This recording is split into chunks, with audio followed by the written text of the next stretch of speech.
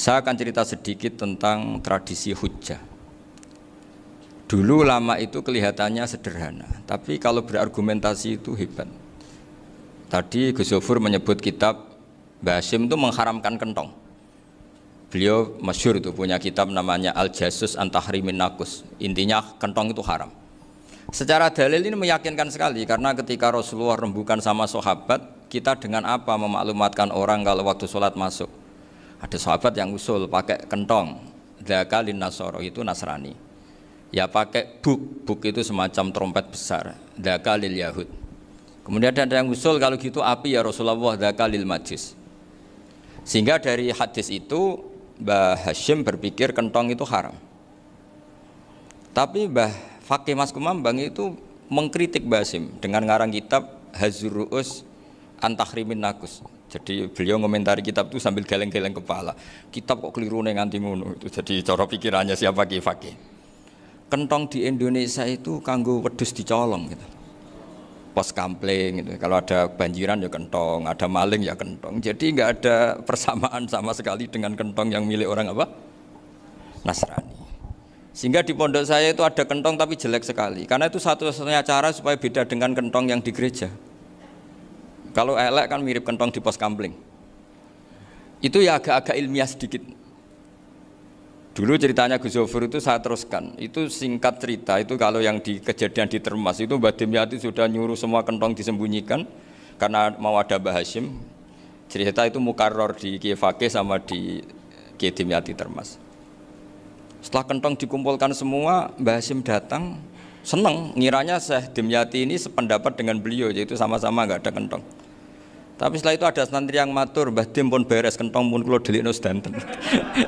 Itu di depan Mbah Hasyim. Jadi GR-nya Mbah Hasyim bahwa Mbah Dim itu sependapat akhirnya hilang. Ternyata ini akal-akalan toh gitu. Karena santrinya matur, Mbah Dim pun beres sedanten kentong beduk sudah disingkirkan. Itu di depan Mbah Hasyim. Saking lugunya santri, nah saking ikhlasnya agak ngerti mahalus syahid ini adalah Mbah Hasyim. Saya mau meneruskan cerita Gus Zofur. Dulu Mbah Mun ngaji di Lirboyo, tapi Kiai Makhrus ngaji sama Kiai Khalil Harun. Kiai Khalil Harun itu adik juga sekaligus muridnya Mbah Umar Harun. Mbah Umar Harun itu generasi kedua setelah Mbah Ghazali. Beliau menantunya Mbah Ghazali, tapi ya sudah ponaan. Sehingga tradisi ini penting karena saya berkali-kali bilang di mana-mana. Status orang tua dan mbah itu adalah terserah anak cucunya. Bukan terserah mbahnya, tapi terserah anak cucunya. Saya tidak akan bosan mengingatkan ini. Saya pernah di makamnya Nabi Yakub, itu ya dikemuli bendera Israel. Di makamnya Nabi Dawud. Nabi Ibrahim juga dekat sinagog. Sehingga Quran membela Nabi Ibrahim disebut maka anak Ibrahimu Yahudiyya wala Nasraniyya. Karena ketika beliau berposisi di Israel, kemudian penguasanya adalah Yahudi, bisa saja makam ini ditulisi dan distatuskan ala Yahudi.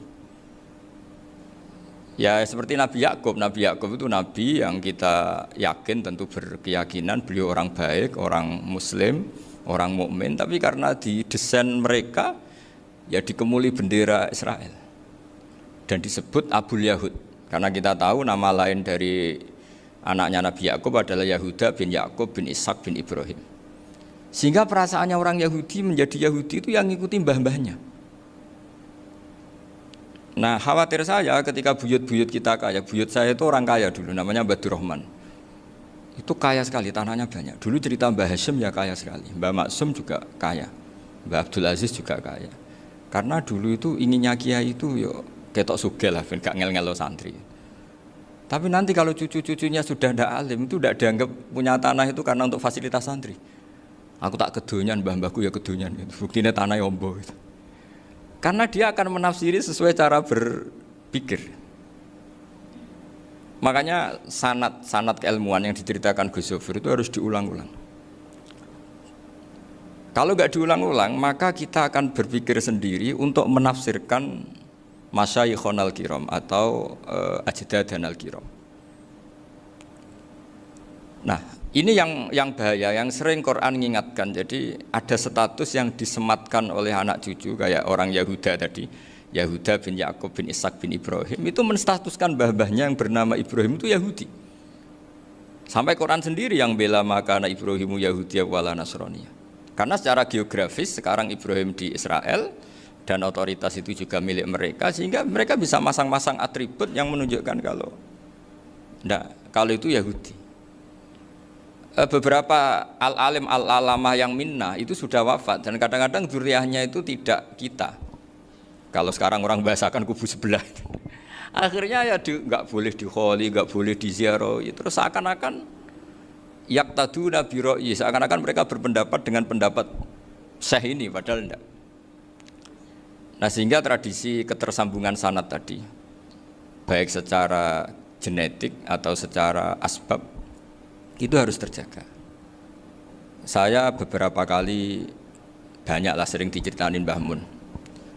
Dulu Mbah Munawir ini cerita ya, Mbah Munawir itu saking senenge kitab, ben santri ini iso ngaji kitab. Itu kalau ada alumni Lirboyo, alim disuruh baca muin di sini itu Mbah Munawir ikut. Saking ingin tasjiknya, ingin ngajari santri bahwa ngapal Quran udah hafal tok, tapi yo paham. Dan penggalinya Mbah Munawir itu sampai klimaknya dulu Mbah Zaini itu nate nikah sama Nyai Komariah kalau nggak salah, binti Karim, binti Manap. Punya putra Gus Habib, Gus Toha yang diantara putrinya dinikahi Gus Rosin ini. Terus akhirnya kesampaian juga ketika Mbah Munawir punya mantu alim alama namanya Mbah Ali Maksum, angsal Nyai Hasyimah. Sampai Pondok Kramcak ma'ruf bil ilmi, terutama ilmu sorof dulu karena Mbah Maksum itu komplain, fa'ala yafulu kok terus fa'alan ya, fa'ala yafulu ya uf'ul gitu kan, masuk fi'il kok jejer isim gitu. Jadi dulu kata Mbah Mun itu ada persaingan ilmu sorof, sorofnya Mbah Maksum Ali Kuaron sama Mbah Ali Maksum Jogja. Jadi wali antok, yang satu Maksum Ali Kuaron, yang satu Ali Maksum. Ya itu dulu saingan ngarang sorof. Nah ini yang menang siapa? Ya terserah dzurriyyahnya. Kalau dzurriyyahnya keren ya menang karena terserah yang kampanye. Saya bayangkan adekan Mbah Zubair tidak punya anak sealim Mbah Mun, mungkin kalau Mbah Zubair juga tidak sewow kalau punya putra Mbah Mun. Karena saya berkali-kali bilang kalau dalam syair Arab itu kama takarroma, kadang dilafatkan kama tasyarrofa bi Muhammadin adnanu. Orang berpikir Adnan itu siapa? Itu karena ada Nabi Muhammad SAW. Orang mencari-cari Mbah Mun itu mencari Mbah Zubair karena ada Mbah Mun. Orang mencari Mbah Dahlan karena ada Mbah Zubair. Wong kok alime ngono iku bapake sapa? Wong kok alime ngono iku putune sapa? Tapi kalau kita ini sudah ndak alim, ini orang sudah enggak tertarik nyari-nyari leluhurnya karena dianggap selesai. Jadi yang dengan tanda kutip yang menghabisi mbah-mbahnya itu ya mesti cucunya itu. Ini mau ngamuk, mau peringatan, tapi ini juga peringatan pada diri saya sendiri. Jadi sehingga dzurriyyah ini penting. Kenapa para nabi mesti donga dzurriyyatan thayyibah? Kenapa selalu berpikir tentang dzurriyyah? Wa ja'alaha kalimatam baqiyatan fi aqibi. Karena dzurriyyah ini yang nanti bisa menstatuskan leluhurnya. Seperti tadi cerita Mas Maftuh, ini tak puji betul, saya hari ini tidak ingin gojlok supaya kewalian saya tidak tergerus oleh kedoliman. Saya pernah diceritain Gus Zofur, juga sering baca buku tentang Mbah Maksum. Dulu Mbah Maksum kalau wasiat kembali ya gitu, kamu harus NU dan harus mempertahankan NU, tapi tidak dengan cara membenci Muhammadiyah. Dulu Mbah Mun juga sering cerita, dulu Mbah Hasyim itu ngaji Syekh Mahfud. Nah, Mbah Ahmad Dahlan dulu namanya Darwis sering ngaji sama Syekh Khotib Minangkabau. Zaman itu Syekh Khotib sudah modern, sudah ikut gerakan Abdu, gerakan Almanar. Sehingga bawaannya Mbah Ahmad Dahlan ini agak agresif. Yang Mbah Hasyim karena hanya mulazim di Syekh Mahfud, hanya sesekali ngaji Syekh Khotib, beliau lebih seperti itu. Dan dua beliau ini sama-sama pernah ngaji Mbah Soleh Darat di Semarang, Mbah Hasyim sama Mbah Ahmad Dahlan yang dulu namanya Darwis. Jadi ini masih min minuskatin wahidah mimam bain wahid. Sehingga kita tidak kaget ketika Mbah Ali Maksum mengomentari Muhammadiyah itu masih ahli sunnah wal jamaah. Makanya nanti terakhir saya baca kitabnya Mbah Ali dan sering saya pelajari. Andai kan kita ini sepakat dengan ilmu, ya kita tahulah. Kalau Abu Hanifah itu tidak kunut, Imam Syafi'i kunut, berarti kunut itu mazhabnya Abu Hanifah, bukan mazhabnya Mbah Ahmad Dahlan. Apa tidak kunut itu mazhabnya Abu Hanifah, bukan mazhabnya Mbah Ahmad Dahlan. Kita kunut itu mazhabnya Imam Syafi'i, bukan mazhabnya Mbah Hasyim. Ini semuanya masih dalam bingkai ilmu. Adzan qabla subhi juga riwayatnya jelas. Tidak adzan ya sudah perilaku kita sudah jelas. Dulu Mbah Mun sering didik kita gitu. Saya sering dengar cerita kalau dulu Pak Arif Fakhruddin begitu hormat sama Mbah Ali, apalagi duriahnya Mbah Azhar Basir, karena beliau dulu do ngaji di Termas.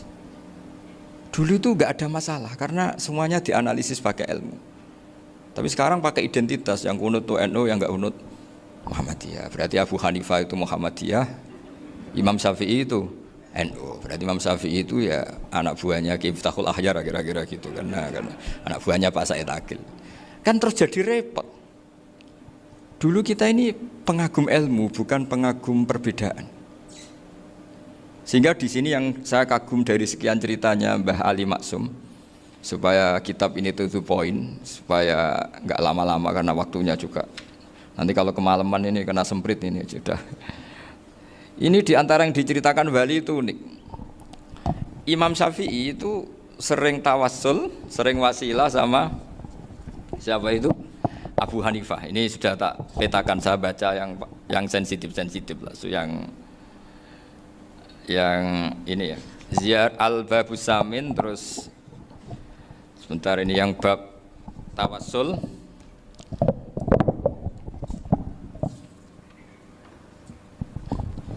Ini halaman 90, mungkin santri-santri kerap ya bisa ngecek lagi di kitab Hujatul Ahli Sunnah. Ketika cerita tawassul, di antara yang diceritakan Mbah Ali Maksum adalah perilaku ya, bukan sekedar statement tapi apa? Perilaku. Perilakunya Imam Syafi'i atau ahwalnya kalau bahasa halusnya, yang selalu ke makamnya Abu Hanifah untuk tawassul. Padahal Imam Syafi'i itu orang yang secara ilmu sering kritik Abu Hanifah. Jadi ini saya baca ini di halaman 100, jadi tawassul mulai halaman 9 berapa ini sampai halaman ini yang qala sami'tu Syafi'iyya yaqul inni la atabarraku bi Abi Hanifah wa aji'u ila qabri fi kulli yaumin za'iran fa idza uridat li hajatun shallaitu rak'atain, halaman 100, waji'tu wa sa'altu wa ta'ala al hajat indahu fama tab'udu anni hatta tuqda. Kanal Imam Syafi'i ayyama huwa bi Baghdad yatawassalu bil Imam Abi Hanifah yaji'u ila dorihi fayusallimu alaihi wa yatawassalu ila Allah bihi fi qada'i hajati. Terus wa yatawassalu Imam Ahmad bi Imamin Syafi'i. Jadi di antara yang diceritakan Mbah Ali Maksum itu betapa Imam Syafi'i yang terkenal sering mengkritik Abu Hanifah dalam tatanan fikih karena beliau tidak percaya ada istihsan. Abu Hanifah berpendapat adanya istihsan, dan kita tahu lah ikhtilafu Syafi'i wa Abu Hanifah itu besar sekali. Tapi beliau itu tahu Abu Hanifah itu orang yang sangat soleh. Abu Hanifah itu kalau ketemu sama orang yang utang beliau itu yang lari bukan yang utang Abu Hanifah, karena takut orangnya itu izin. Jadi kalau ketemu yang utang di jalan itu yang sembunyi itu Abu Hanifah. Kenapa engkau sembunyi? Ada yang utang saya lewat, nanti orangnya malu. Jadi setingkat Robi'ah Adawiyah itu beliau di rumah ada maling itu sembunyi. Ditanya kenapa engkau sembunyi? Malu, gak ada yang dimaling. Malu sama malingnya karena serumah itu gak ada barang yang layak dicolong itu. Itu Robi'ah dia sembunyi. Itu yang bisa niru itu Abu Hanifah. Jadi wali-wali besar ini ternyata saling menghormati dan saling tawassul. Nah saya berharap tawassul ini bukan sekedar perilaku sosial, tapi memang ada sanatnya. Sehingga terus diceritakan Bali di sini dulu istaqa Umar bil Abbas. Kata siapa tawassul harus dengan Rasulullah SAW? Dulu istaqa Umar bil Abbas. Sayyidina Umar itu tawassul istisqa dengan Sayyid Abbas. Padahal kita tahu Sayyid Abbas ini tidak nabi. Terus beliau cerita sampai Imam Syafi'i tawassul sama Abi Hanifah. Sehingga nggak ada perdebatan itu kan Umar. Kalau Umar kan ada jaminan boleh diikuti karena beliau sahabat. Bali cerita tentang Imam Syafi'i yang tawassul dengan Abu Hanifah. Seargumentatif itu. Sehingga ada cerita dalam sebuah tafsir. Ya saya ulang lagi, ada cerita di sebuah tafsir. Kenapa Nabi Musa ditanya Allah wa matilka biyaminika ya Musa? Ma'ana wa ta'ala a'lam, tentu Allah sangat tahu yang dibawa Musa itu apa. Karena Allah tahu Nabi Musa itu grogi. Orang dipanggil Wali Maksum pasti grogi, santri dipanggil Mbah Mun pasti grogi. Kenangan saya setiap dipanggil Mbah Mun ya mesti tanya, yang ringan-ringan, wis sarapan ha. Arung sarapan ya sarapan. Pas sarapan ya kan tanduk mangan sing enak, wong santri ora tau mangan enak. Ya enggak pernah ngomong yang penting, ngendikan yang penting. Nah, karena Nabi Musa ini grogi, ini sebagian tafsir. Itu ditanya yang ringan, "Sake iku nggawa apa?" Karena pertanyaannya ringan, Nabi Musa juga ringan. Ya Nabi Musa itu sampai lali iku pangeran sing ya'lamu sirra wa akhfa. Diterangno. Niki tongkat Gusti. Gunane kathah Gusti tongkat iki. Qala ya aso ya atawakkau 'alaiha wa ahusyu biha 'ala ghanami wal ya fiha ma'arifu ukhra. Oh, tongkat Gusti niki penting Gusti. Nggih nak nggih macam-macam lah Gusti. Atawakkau 'alaiha wa ahusyu biha 'ala ghanami kangge menghalo kambal. Masih terangno terakhir dan yang lain-lain Gusti. Wal ya fiha ma'arifu ukhra. Sehingga akhirnya rileks. Karena Nabi Musa terus ngerti. Ternyata ketemu pangeran itu gak seserem yang saya bayangkan gitu. Pertanyaannya ringan. Itu ada ilmunya. Tapi cerita ini yang versi tafsir ini tidak yang seperti di Manaqibul Ghazali.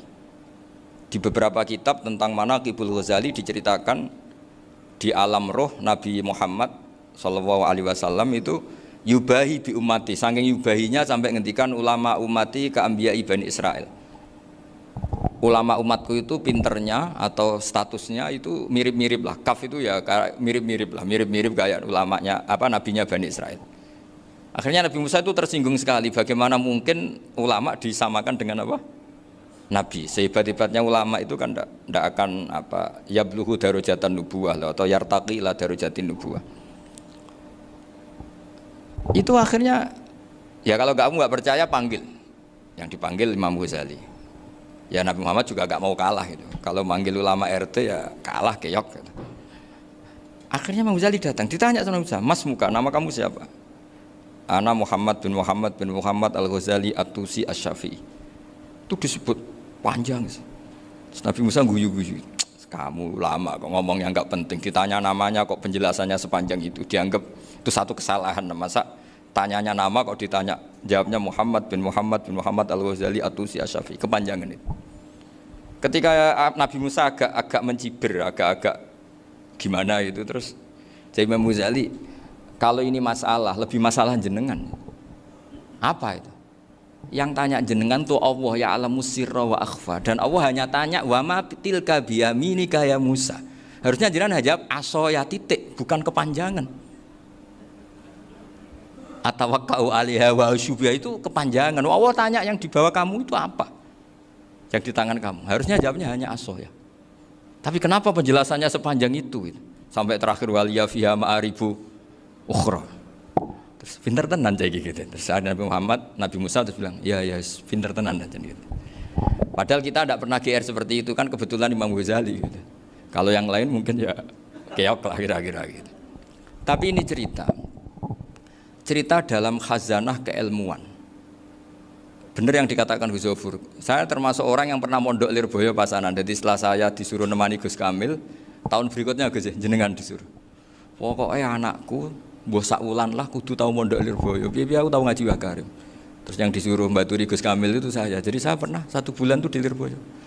Karena saya ini santri beling ya, kontraknya pokoknya penting ziarah Bakarim. Biasanya nggak pernah ngaji, ya. Pokoknya gerbar ngisa. Ziarah ya sudah. Ngaji subuh ingat saya sama Gus Imam. Itu dari 17 hari ingat saya ngaji 2 kali. Tapi kalau ziarah ke Bakarim sudah lupa jumlahnya karena memang kontraknya disuruh ziarah. Sampai seperti itu. Dan saking senengnya bangun sama Bakarim saya masih ingat. Ngamplopi salam template itu masih ingat untuk Gus Anwar, untuk Gus Imam, untuk Gus Kafabi, termasuk untuk Gus Maksum. Itu malam-malam saya dijak ngamplopin. Zaman itu saya masih ingat selawewu. Zaman itu kos 1 bulan itu 13.000. Jadi kira-kira kalau 25.000 itu untuk kos 2 bulan. Jadi saya krusnya itu pakai kos. Saya masih ingat Mondok Sarang itu kos 1 bulan 13.000. Berarti kira-kira 500.000 itu di amplopin sendiri sama Bang. Ini untuk Gus War, ini untuk Gus Imam, ini untuk Gus. Padahal Gus Imam ini mondoknya sudah di Mbah Mun. Itu Mbah Mun hormatnya sampai untuk jatah salam template.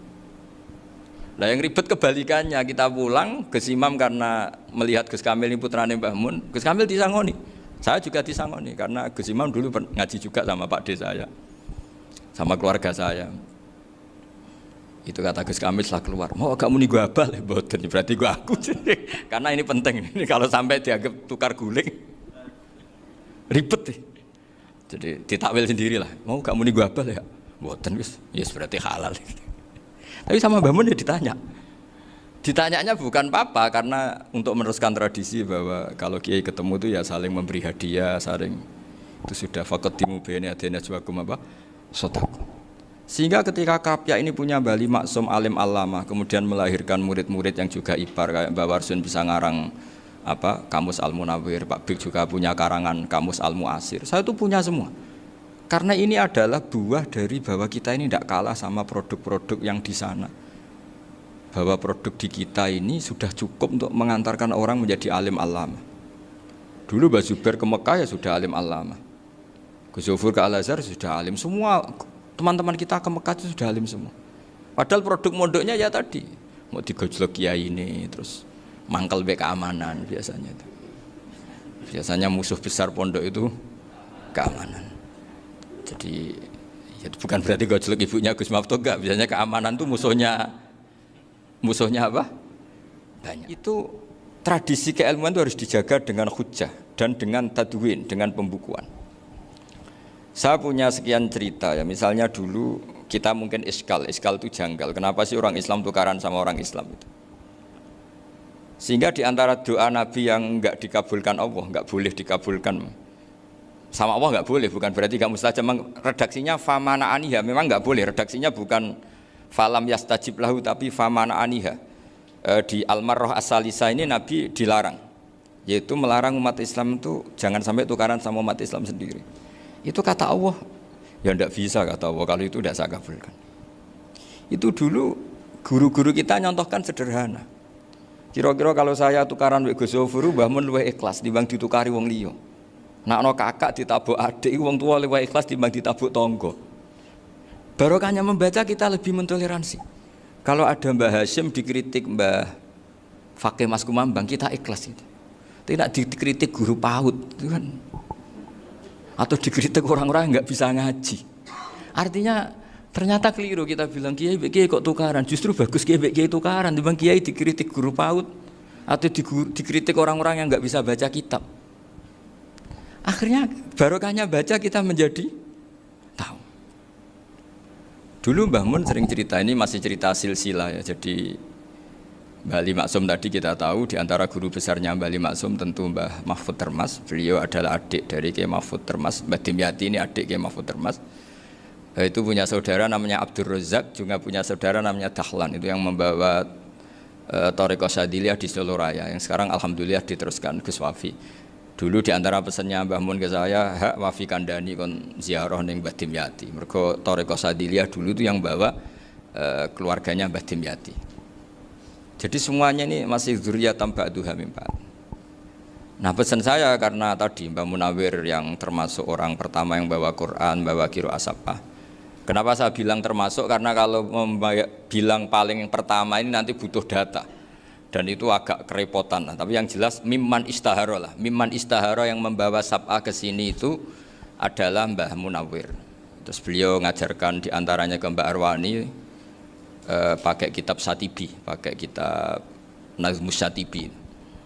Terus Nazmus Satibi itu diteruskan oleh Mbak Arwani, ditulis. Yang nulis dulu Mbak Dola Salam, bapak saya itu murid Mbak Dola. Dulu Mbak Dola sebelum ke Mbak Arwani ngaji sama Ki Said di Sampang. Bapak saya sebelum ngaji di Mbak Dola sudah hafal Quran lewat buyut saya sendiri namanya Ki Zubaidi. Yang Ki Zubaidi akhirnya jadi menantunya Mbak Ahmad Su'eb. Jadi buyut saya kandung ini namanya Sofia, itu angsal keluarga Lasem, yang adiknya Sofia ini punya adik Badi'ah yang jadi ibunya Ki Sahal. Terus Ki Sahal punya Mbak Yu namanya Muzayanah, punya di garwa Ki Mansur punya anak Gus Qayyum. Jadi dulu ibu saya, ibunya Gus Sofur, ibunya Pak Maftuh itu semuanya di Lasem. Karena saya dari keluarga Gen ya Lasem, dari keluarga sanad guru ya Lasem. Tapi Lasem Bahdawi itu dulu ngajinya di Mbah Umar Harun di Sarang. Mbah Umar Harun ini menangi Sayyid Ahmad Zaini Dahlan. Sayyid Zaini Ahmad Zaini Dahlan ini punya cucu keempat yang hidup di Sedan, terus makamnya di Lasem, namanya Habib Haidar, itu yang nulis biografinya Mbah Maksum. Mbah Maksum bukan Bali, biografinya Mbah Maksum. Itu ditulis oleh Habib Haidar, namanya Haidar bin Hasan bin Sodaqoh bin Ahmad Zaini Tahlan. Nah, Habib Haidar ini menantunya Sayyid Hamzah Sato. Hamzah Sato itu Hamzah bin Abdullah bin Umar, itu kakaknya Sayyid Abi Bakar Sato, Sohibul I'anah. Nah, Sayyid Umar ini yang dulu ngajari mbahnya Mbah Mun namanya Ahmad bin Su'aib. Nah, di antara ajarannya adalah baca kitab-kitab kecil yang bisa dihafal. Dibawalah ke sarang jadi metode muhafadzah. Tapi kemudian lama-lama oleh pondok itu jadi syarat kenaikan kelas. Dulu nggak ada muhafadzah untuk kenaikan kelas ya, supaya orang alim itu harus hafal. Lama-lama dipakai syarat untuk muhafadzah. Jadi semua ini sanad harus kita ingat supaya kita bisa menjaga tradisi. Termasuk tradisi ini kiai seneng jagungan, terus ngomong ra penting. Itu juga sanad. Setahu saya Mbah Mun itu kalau ketemu bapak ya guyon terus. Saya punya kenangan tuh yang dulu agak iskal tuh begini. Ada isu lah, entah isu entah hoax entah apa, ada kaji itu agak beling itu, pokoknya beling lah gitu. Seneng siapa itu, rondo lah apa. Pokoknya beling gitu. Ketika Mbah Mun dilaporin tamu kalau kaji itu beling sama rondo itu. Mbah Mun tanyanya lucu. Lho ayu no cung. Wayu banget Mbah. Wayu. Itu bapak juga bakas ayu nih. Dulu saya sekali ini kiai kok bakas wong ayu, bakas bodine barang lah kira-kira gitu. Tapi setelah saya tambah alim, tambah ngerti itu, kata bapak gini, ya abek bakas ayu hak, timbang iya, no malah kozaf. Ternyata seni. Sekali Mbah Mun atau bapak bilang, waji kok zino kaji, maka larinya ke kozaf. Maka menghindari bahasa menuduh, ngomong yang nggak penting. Loh ayu no. Jadi kiai dulu tuh orang sok suci tapi menghindari hal-hal yang jadi punya seni untuk ngelola kehidupan. Orang bermalam-malam jagungan sama teman asik itu kan perlawanan terhadap nafsu kita, syahwat kita untuk mungkin nikmati dugem di bar atau di tempat-tempat maksiat. Itu setan di Indonesia tuh kakuati sama Kiai Jawa. Orang supaya tidak tertarik maksiat itu Kiai Jawa cukup ketemu kancane masak terong guyon, gejolak-gejolokan zaman mondok, sewengi lulus sangka maksiat. Bar wis tutup. Perlawanannya sederhana, nggak pakai tahajud, nggak pakai wiridan, karena Kiai Jawa juga kalau rapati potongan ahli ibadah gitu, jagungan gitu. Jadi setahu saya itu pernah lihat Bali itu sekali ketika beliau ngisi ceramah di Mbah Hamid Bedowi, sama masih kecil diajak bapak. Dulu kalau bapak ngelihat Bali sama Mbah Hamid itu mesti nangis, karena dua orang alim bertemu. Yang akhirnya ya bisanan itu Mbah Hamid punya anak Gus Nasih, di sini ada Mbah Nafisa, terus jadi Mbak Salih Hindun itu. Jadi dulu itu ya guyon terus ketika ketemu. Itu yang sering bodoni Mbah Hamid itu ya Ki Bisri. Ki Bisri itu kalau datang ke Ki Hamid Pasuruan, nak wali tenan aku teko ditata nomangan. Jadi ukurannya ya. Ternyata sampai sana di keimangan tenan. Masih belum mengakui, kan nak wali tenan aku kiai rung di mobil, dongakno aku di mobil. Sudah kalah satu seri itu masih gak terima. Lalu itu Mbah Hamid akhirnya berdoa, ayo monggo, mungkin-mungkin Ki Bisri gak ada mobil. Itu setelah didoain masih tanya, mereknya apa merek? Jadi itu Mbah Hamid jawab, ya paling Holden itu, paling Holden. Itu nyari mobil itu ya adalah dapatnya Holden. Suatu saat Mbah Bisri diundang Mbah Hamid gak dikasih bisaroh, karena utangnya sudah banyak Mbah Hamid, Mbah Bisri ini utang doa tadi. Itu ya gak dikasih besar ya gak mau kesang apa-apa kelambimu kayak aku. Didol sama muhibbinya Mbah Hamid. Itu harganya melebihi jatah bisaroh. Ketemu Mbah Hamid. Kang, susu Kang, mergo. Jadi dulu itu rileks, makanya ini yang diceritakan ke Zofur. Sebetulnya kalau kiai-kiai itu bersanad itu ya rileks, hidupnya itu rileks. Karena rileks ini perlawanan terhadap kemungkaran. Saya dulu musyawarah sering sama Gus Zofur usul fikih. Itu jelas di antara yang ditulis Lubil Usul itu. Ya kita tahu tadi misalnya sanad usul fikih, Mbah Ber itu sangat al-usuli Kiai Zubair Dahlan, abahnya Mbah Mun. Punya murid di antaranya Kiai Sahal. Kiai Sahal punya karangan Thariqatul Husul fi Syarhi Lubil Usul. Itu Thariqatul Husul itu beliau ngendikan dalam mukaddimah bahwa saya bisa mensarah ini berdasar ngaji maknani sama Mbah Zubair. Terus beliau mengutip sarah itu dari kitab Nailul Ma'mul. Beliau ngendikan binus khotin khotiyah ghairi matbu'ah. Dan itu ditemukan di Kiai Mansur di Lasem, karena Kiai Mansur iparnya Mbah Sahal. Mansur bin Khalil ini diantara katibnya Syekh mahfud. Jadi semuanya ini sambung. Mbah Ber saking ahli usul fikihnya, kalau ngajar usul fikih itu kalau guyon takriran saya ini lebih memahamkan ketimbang Sarah. Ya sudah, terus Mbah Zubair Kiai Fakih, terus Syekh Mahfud. Di sini Syekh Mahfud termasuk orang yang dekat Mbah Munawir sampai putrane Mbah Mahfud namanya Gus Muhammad dibawa Mbah Munawir, kemudian mondok di Termas diantaranya, terus dinikah jadi menantunya kalau nggak salah Haji Taslim di Betengan, kemudian sekarang juriahnya Mbah Mahfud di Betengan. Ini nggak boleh hilang secara seperti itu. Diantara di usul fikih diterangkan, ketika diantara 5 hukum itu ada yang bernama mubah. Mubah itu boleh dilakukan, boleh ditinggalkan, dan kalau dilakukan ya tidak berpahala, tidak disiksa. Itu ada ulama yang protes. Protes nggak bisa seperti itu. Itsma min mubahin ila wa tahaqqaqu bihi tarku haramimma. Fa'il zamu minas sukun tarkul qatli wa minas sukut tarkul qadaf. Tidak bisa, mubah itu tidak ada. Kalau kiai jagungan semalaman, itu Allah ngitungnya itu hada taroka dugem, wahada taroka delok dangdut, wahada taroka kada wakada. Oh, itu luar biasa. Dan kita ngikuti yang seperti itu saja. Gak usah tahajud, gak usah witir telulas, kaya ora kuat timbang gremeng. Sewengi jagungan, setan ngenteni kita tergoda maksiat, ternyata maksiatnya sampai tutup, kiainya masih apa? Jagungan. Jadi jagungan saja ada ilmunya bahwa itu perlawanan terhadap tarkul ma'asi. Sehingga bagaimana Anda katakan mubah ini mubah, toh gunanya adalah tarkul haram. Meskipun efek mubah juga bisa tarkul wajib, wae bojo blonjo turu. Kan wae ngrumat ibuke turu. Itu halal wajib. Jadi mubah itu resikonya ya bisa tarkul wajib, bisa tarkul haram. Sehingga kalau sanad ini terjaga secara baik, secara kultur, saya sering juga saguan sama Gus Yofur itu mesti tak niati gitu. Jagungan wong alim iku ibadah, dan menikmati ibadah adalah dabul auliya wa dabul ulama. Kata Imam Ghazali, pada akhirnya waqud buhadatin al istilzat bil mubahat. Kata Imam Ghazali, pada akhirnya qutbu hadatin, madaru hadatin, pokok dari agama ini adalah melawan kemaksiatan dengan kita menikmati al-istidzat bimubah. Kita menikmati sesuatu yang dibolehkan Allah Subhanahu wa taala. Dan seperti ini itu bisa qasmu dhuhri syaitan, bisa menghancurkan punggungnya setan. Karena kalau melawan setan dengan ibadah ini kadang kita capek selain isra potongan. Tapi nak kangkang ning komplek H gitu jagungan mbek kancane, ngenang melarate, mbok ngenang ora sekolah, ra munggah kenangan. Sing ra munggah diarani istiqomah. Gitu kan. Diarani tulus zaman, kok sing munggah dianggap kesusu. Saya ini punya pondok Quran, kalau ada yang hafal 3 tahun mesti digojol kancane. Gak apik kesusu itu. Kesusu itu mesti tidak barokah karena tergesa-gesa apa? Hatam. Sehingga yang enggak hatam-hatam itu kayak partai mayoritas. Ini yang partai tulis zaman katanya. Ahli sobri katanya. Akhirnya di pondok gara-gara itu mau guyon, tapi enggak ada stigma sih, saya enggak naik. Di Pondok Sarang itu saya punya temen itu banyak yang sekelas dengan saya, sekelas sama Gus Kamil, akhirnya sekelas dengan Gus Sofur. Padahal saya ini kakak kelas.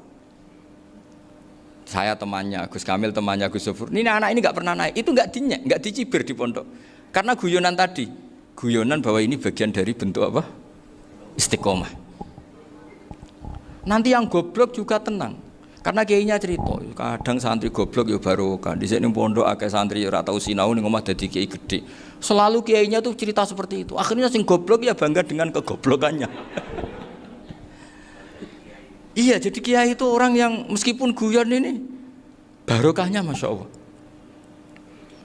Dan setahu saya kiai-kiai alim itu ya senengannya guyon, karena tadi guyon itu luar biasa. Bapak saya itu kalau pesan sama saya itu enak ngaji wis guyon nice. Wong ning omah mikir utang, mikir wedi bojo macam-macam, kok ngaji mbok jak nangis pisan, nangis ping pindho gitu. Sudah jak guyon ae. Paling gak lali. Dan beliau punya dalil kul bi fadlillah bi rahmati fa bidzalika falyafrah. Jadi jangan sampai orang ini farah bil maksiat, jangan sampai orang itu. Dan ini yang saya kenang dari sekian cerita murid Bali. Mbah Ali Maksum ya senangane guyon. Gejol-gejolkan mbek santri guyon. Ini saya maklumatkan ke semua santri beliau bahwa ini bukan sekedar guyon, tapi al-istilzat bil mubahat. Ini adalah perlawanan terhadap setan karena banyak orang bisa senang tuh kalau nunggu maksiat. Ini bisa senang dengan sesuatu yang tidak maksiat. Itu kayak apa hebatnya? Makanya Nabi itu kalau ketemu sahabat ya sering ngendikan yang ringan-ringan. Ya Umar ma'afalan duher jong mana piye ije. Kalau ketemu anak kecil ya. Nanti ketemu yang tua-tua yang sudah nggak bisa mikir ya cerita-cerita saya mohon sekali murid-murid kerap ya. Jangan hanya ngaji fikih. Kalau hanya ngaji fikih itu posisi Abu Hanifah itu seakan-akan nyun sewu orang yang sangat tidak ahli hadis. Karena beliau di situ kelihatan kalah sekali dengan Imam Syafi'i. Apalagi di perdebatannya Muhammad bin Hasan Asy-Syaibani dengan Imam Syafi'i itu kelihatan sekali betapa Abu Hanifah itu orang yang nyun sewu ditinggalkan dalam ilmu hadis. Sampai beliau hanya dapat gelar min ulama ahli ra'yi, termasuk ulama yang kuat logikanya. Juga harus baca kitab-kitab seperti ini. Ternyata di balik Imam Syafi'i mukhalif pada beliau di bab-bab fikih, perilakunya sangat hormat. Sampai beliau tuh kalau tawassul ke kuburannya Abu Hanifah. Dan beliau ngendikan an-nasu fil fiqhi iyalun ala Abu Hanifah. Semua orang yang ahli fikih itu masih anak buahnya Abu Hanifah. Saya berkali-kali cerita, mazhab Syafi'i itu alatut tadhir hanya dua, yaitu alma wa turab. Abu Hanifah nambahi wanar. Alasannya Abu Hanifah orang mukmin yang dosanya banyak itu dibakar di neraka, dan alasannya Allah litadhirihim untuk mensucikan mereka. Sehingga pikirannya Abu Hanifah an-nar itu min alatit tadhir. Apa yang terjadi ketika bata itu batu bata yang dibakar di situ campur teletong campur apa-apa itu kalau sudah mazhab Abu Hanifah selesai sudah suci karena sudah ngelewatin pembakaran. Meskipun kita tidak akan kalau kehilangan air terus wudu dengan api bisa bunyak semua itu. Tapi apapun itu menjadi solusi. Sehingga saya punya kitab namanya Ikhtilafu Malik Ikhtilafu Malik wa Abu Hanifah atau Ikhtilafu Syafi'i ma Abu Hanifah. Itu kelihatan sekali kalau Abu Hanifah itu nyuruh saya posisinya kalah. Karena yang ngarang orang-orang Syafi'i. Tapi kalau melihat kitab-kitab kewalian, misalnya di kitab Mizan Kubro ini juga sering disebut kisah itu Mbak Ali Maksum tentang Imam Sa'roni. Berkali-kali beliau mengutip Mizan Kubro. Itu Abu Hanifah adalah orang yang sangat mukasyafah. Artinya ketika Nabi cerita air wudhu itu menjatuhkan dosa, tidak ada air wudhu yang jatuh ke kamu kecuali saat itu juga dosa kamu jatuh. Itu beliau datang ke Madharota Kufah. Kemudian beliau bilang sama si orang tua tadi, tub anizina. Orangnya terus bilang atubu minazina. Ada lagi pemuda datang dibilangin tub an ukuki walideka. Terus bilang tub tu an ukuki walidaya. Sampai yang terakhir ada tub an simai alatilahwi atau an samai alatilahwi. Terus tub tu an samai.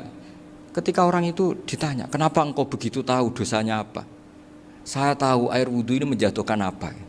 Jadi kira-kira kalau zina mungkin ya batang babi lah. Kalau hanya sekedar melihat mbak-mbak mungkin ya curut atau tikus lah kira-kira gitu. Nak dulu sediluk ya mungkin ya tikus cilik gitu. Nak dulu suwi ya tikus werok itu atau apalah. Pokoknya beliau itu tahu. Tapi anehnya Abu Hanifah apa? Setelah itu dia nangis minta mukasafahnya ditutup. Ya Allah, saya ini mukasafah kok malah menjadi tahu sawatil mukmin. Padahal aturan syariat jenengan man satara musliman satarahu, bahwa enggak baik melihat jeleknya orang mukmin. Minta ditutup. Makanya saya ini bangga ada mukasafah. Makom yang kita sampai sekarang itu makom setelah Abu Hanifah mukasafah. Jadi Abu Hanifah repot-repot mukasafah, minta makomnya ditutup tidak menjadi mukasafah. Dan alhamdulillah kita sudah tidak mukasafah sebelum minta ditutup. Jadi kita ini keren. Keren karena aturannya itu man satara musliman satara huwa, yang tidak tahu aibnya orang muslim maka Allah akan nutupi aibnya di akhirat. Dan kita alhamdulillah barokahnya tidak mukasafah, tidak ngerti aibnya orang mukmin. Jadi kita harus pakai patokan ilmu. Saya ulang lagi, kita harus pakai patokan. Makanya saya tahu betul ketika Kiai Hamid Pasuruan, beliau dulu ngaji Jamul Jame, ngaji Juman, Bali Maksum di sana sama Gus Habib, sama Gus Muhammad bin Mahfud, termasuk mbah saya kandung dulu Kiai Sidik, mbah saya yang itu juga ngaji di Termas. Bapak saya dulu Kiai Nur Salim ngaji di Buyut Baiti. Dulu itu kawin juga sederhana, kayak cerita Gus Sofur. Jadi bapak saya kandung itu Kiai Nur Salim itu ngaji di Mbah Baiti. Mbah Baiti itu adik kandungnya buyutnya saya dari ibu. Nah Mbah Baiti itu teman akrabnya mbah saya namanya Kiai Nur Sam, Mbah Nur Sam. Singkat cerita terus Nur Kiai Jorabi arabekno itu. Setelah bapak saya ke Badullah mau ditawarin jadi mantu, kata bapak saya kula pun dipek mantu Mbah Baiti. Akhirnya dapat ibu saya itu. Karena ibu saya itu cucu Mbah Bedi, cucu lambung. Jadi mbahnya ibu saya itu Mbak Yunya Mbah Bedi. Namanya Mbah Sofia tadi yang dapat Mbak Idris itu, yang Mbak Idris ini bin Umar. Ya Mbah Umar yang mbahnya Mbah Hamid, Hamid bin Abdul bin Umar. Kalau bahasa itu Fatimah binti Idris bin Umar.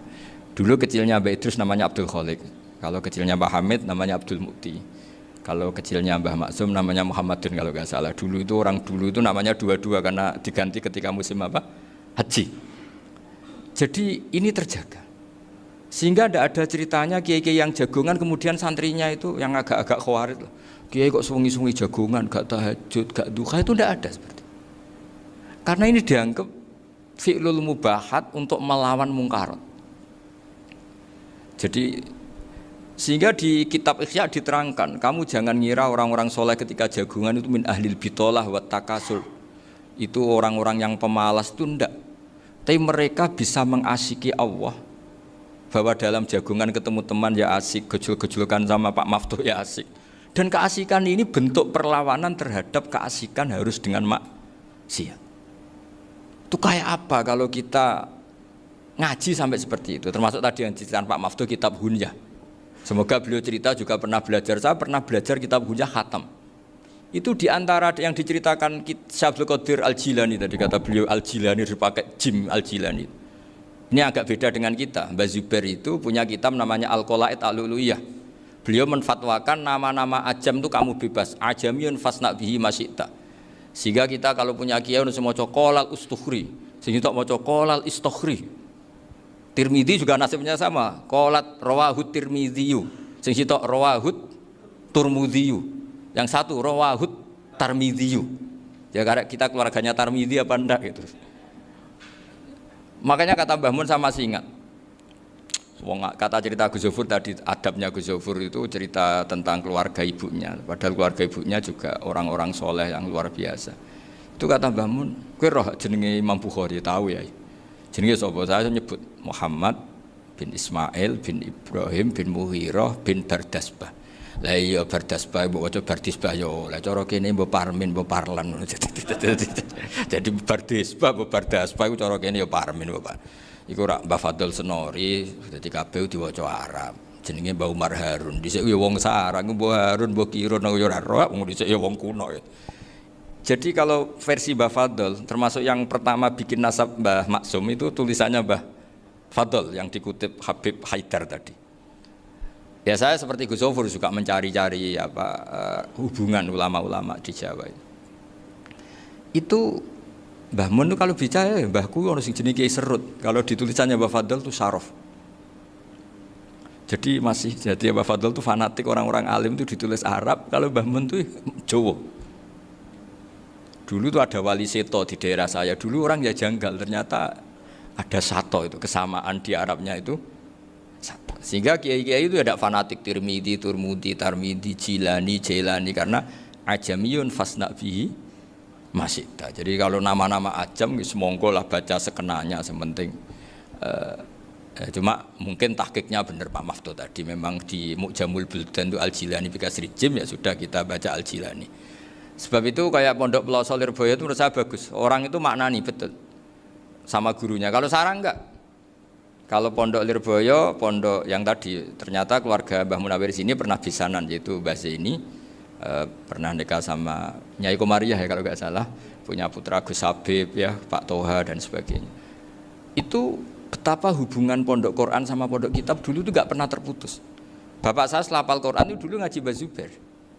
Jadi bapak saya sering ngutip mu'en apa, padahal bapak saya itu terkenal tuh, beliau cita-citanya itu saya ingin hafal Quran kayak hafal Fatihah. Beliau itu sampai sepulahnya sekali. Karena beliau inginnya hafal Quran kayak hafal Fatihah. Termasuk murid terbaiknya Mbah Dullah bapak saya. Itu ya ngaji kitab. Sehingga kata Mbah Mun, jadi Mbah Munawir de mantu Bali Maksum, itu ya sudah dipenggali. Sudah dipenggali dituruti pangeran. Lahirlah seorang Bali Maksum yang membawa. Tadi dulu itu ya Gus Muhammad yang ngaji di Termas, nanti Mbak Arwani sebelum ngaji di sini ngaji di Tebu Ireng. Sehingga Mbak Arwani bisa ngarang kitab. Beliau ngarang kitab tentang Sab'ah. Faidul Barokat namanya. Ya nulisnya ya fasih ya. Saya punya tulisan tangannya Mbak Arwani itu banyak. Saya juga punya tulisan tangannya Mbah Hasyim Asy'ari ketika nyurati buyut saya yang di Damaran itu pakai bahasa Arab. Jadi dulu itu Mbah Ali Maksum juga sama, surat-suratannya dulu sama tokoh-tokoh Muhammadiyah ya bahasa Arab.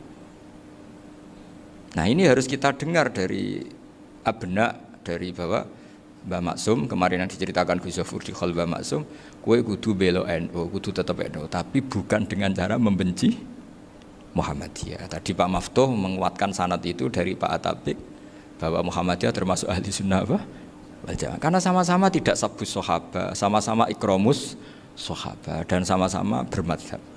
Nah soal akhirnya ada beberapa yang usrapati seneng ngaji ini yang agak ribet. Tapi kamu tidak usah ngeritik Muhammadiyah agak seneng ngaji, kayaknya juga sama kita nggak seneng ngaji juga banyak itu. Jadi kalau ngeritiknya masalah itu kan kita ya agak sama. Ya jadi ternyata di sini terus ini yang terakhir supaya nggak lama-lama, Bali juga punya sisi keras sekali. Jadi dalam hal-hal yang khas ini di halaman 87 itu keras sekali. Beliau ngendikan wahal bi jununun hatta usdira amri lil mu'minin alla yazuru rasulahum. Jadi ketika saya tadi sudah bilang bahwa beliau sering muji Ibnu Taimiyah dalam banyak hal, tapi dalam banyak hal juga beliau mengkritik Ibnu Taimiyah ketika menafsirkan la tusaddur rihal illa ila salasati masajid. Kemudian Ibnu Taimiyah tidak mentasrekkan, tidak mensunatkan ziarah kubur Rasulullah sallallahu alaihi wasallam. Beliau mengkritik. Dan cara mengkritik adalah ngendikan ulaikal ladzina yuriduna ayyahulu bainahu sallallahu alaihi wasallam wa baina ummatihi fi nakhiyatin. Itu adalah orang-orang yang ingin membuat batas antara Nabi dan umatnya. Saya termasuk terinspirasi makalah Bali ini adalah bagaimana Anda mengkafirkan orang Islam berdasar qala Rasulullah sallallahu alaihi wasallam. Wan nabiyyu asyaddun nasi syafaqatan li ummati.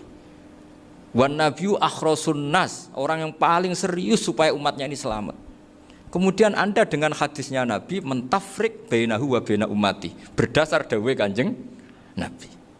Itu cek mentalani. Makanya saya itu enggak pernah keras di bab ini. Misalnya nyuruh saya ada santri sarang yang nakal. Itu saya tidak berani komentar karena saya tahu Mbah Mun itu sangat mencintai santrinya meskipun yang nakal.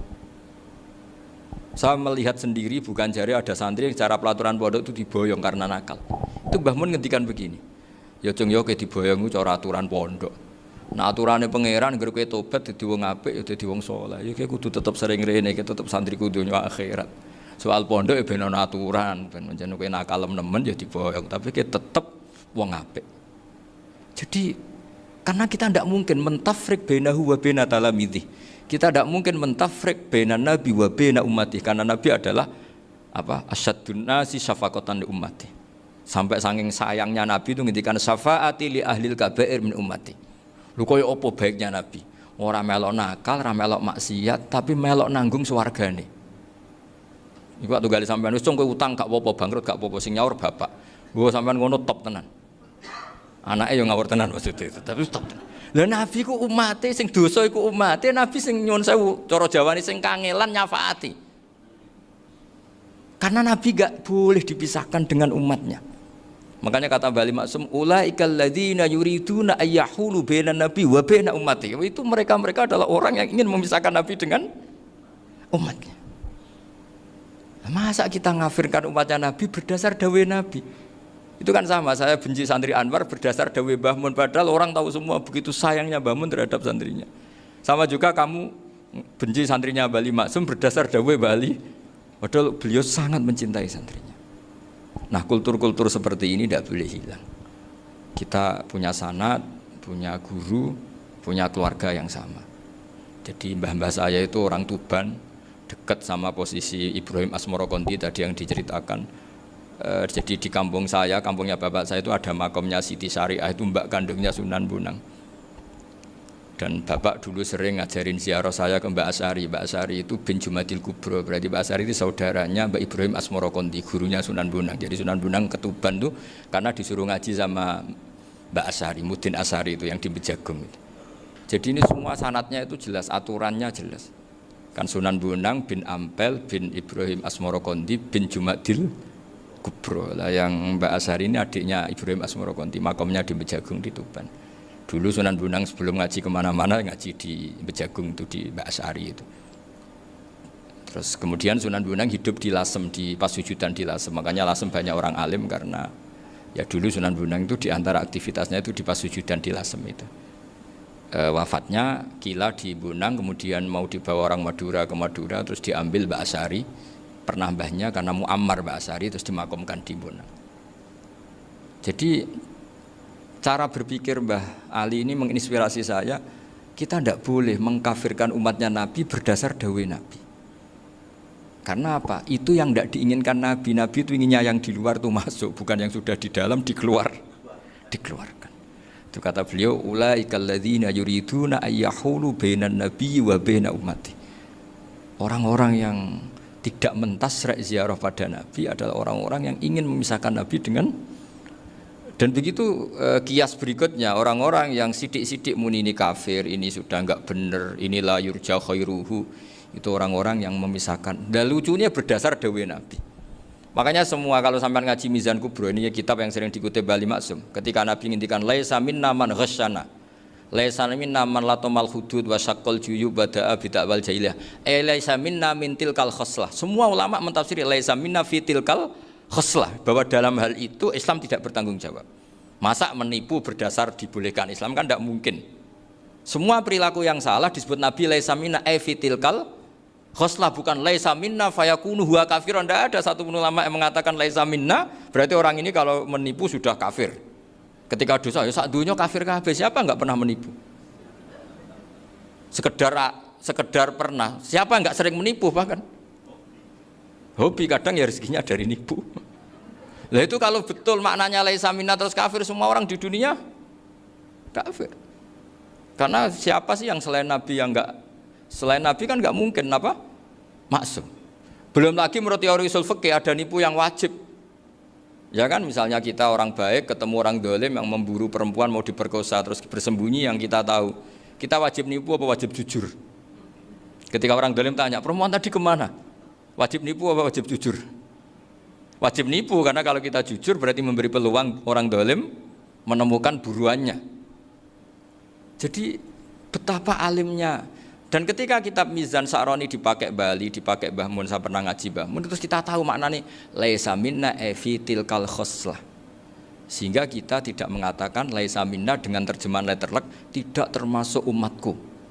Kita tidak akan menambahi fakta frek fayakunu kafirun, tidak akan selamanya. Karena maknanya laisa minna fi tilkal khoslah. Kenapa kita selalu begitu? Karena enggak mungkin kita memisahkan umatnya Nabi dengan Kanjeng Nabi berdasar dawuh Kanjeng Nabi. Karena Nabi adalah berstatus bil mukminina raufur rahim. Ya terus ini mohon maaf sekali ini yang saya bisa